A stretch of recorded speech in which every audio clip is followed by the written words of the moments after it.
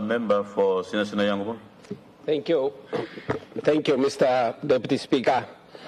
Mr. Deputy Speaker, this country's concern is that this government is mishandling so many important issues. We here in opposition don't know where to begin asking the questions on all those important things.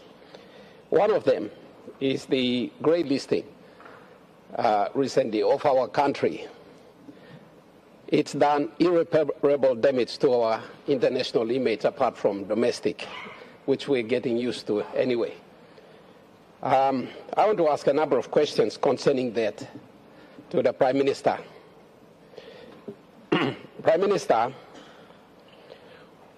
you had, as the leader of the government, at least a minimum of 2 years of notice on the grounds of a potential grey listing. 2 years notice. And Mr. Speaker, Prime Minister and his government effectively didn't address it properly. So after so many warnings over a period of 2 years, we got grey listed. Number one question, can the Prime Minister now admit to the nation that he has failed the nation in avoiding the grey listing after having more than enough notice? That's number one. Number two, this has now become a matter of public concern. It's affecting every citizen, every corporation, every entity in this country now. It's no longer a private matter for the central bank or the government departments, nor the cabinet. We are all impacted by this grey listing. Can the minister now publicly in the newspaper set out every single ground upon which the grey listing happened? Every single ground should be listed, so we all know as a nation what those grounds are. How did we end up there? Now this question, number two, is important to the next question, number three, which is this. Having set out those grounds, can he also in that same public notice set out his action plan? What are going to be the Prime Minister's corrective action to each and every one of those grounds? We need to know, because it's no longer an internal management issue for the government and its bankers, etc. anymore. It's now touching the ordinary Papua New Guineans. So we need to know how he plans to remove us from this grey listing. What are going to be his action plan in respect of each and every one of those grounds? Number three, what is the timetable for each and every one of those actions? By what time is he going to satisfy those international organizations responsible for the grey listing that adequate corrective actions have been taken, enough to eliminate that ground one by one until the last one is eliminated?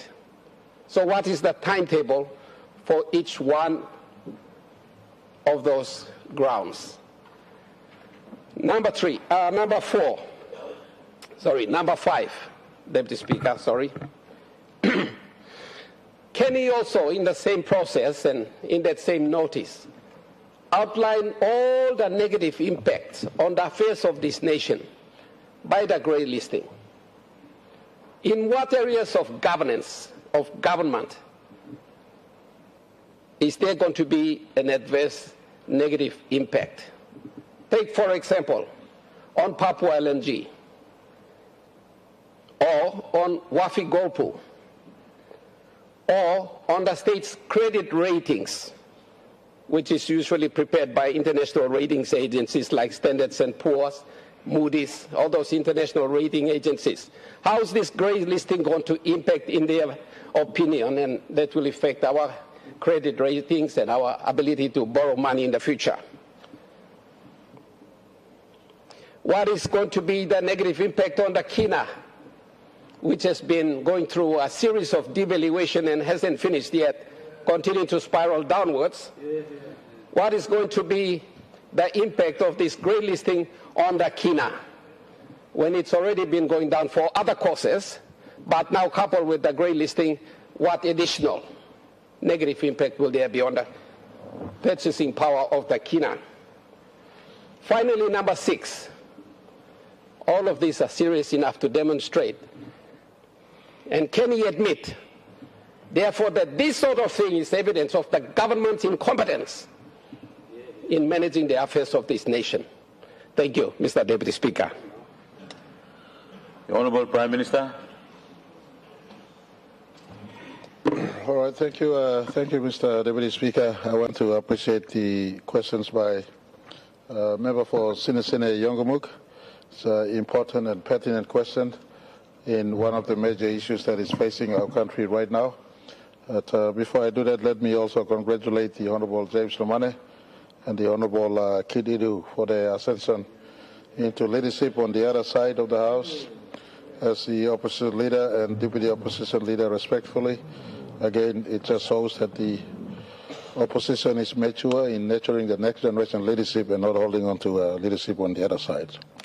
So I want to commend the ascension of our two brothers into leadership on the other side, and we don't mind questions of scrutiny from the other side. That is the reason why the Parliament exists, and questions like this is appropriate for us to make response and to inform our country appropriately. Mr. Deputy Speaker, this is not the first time our country has gone into grey listing. The last we got out of grey listing was 2015 or 2016, thereabouts. If you place your mind on the years 2015 or 2016, we had just come out of the commissioning of the production of PNG LNG. For a greater part of last decade, our country was placed under similar scrutiny. And so this is not the first time we've been brought to the scrutiny of FATF.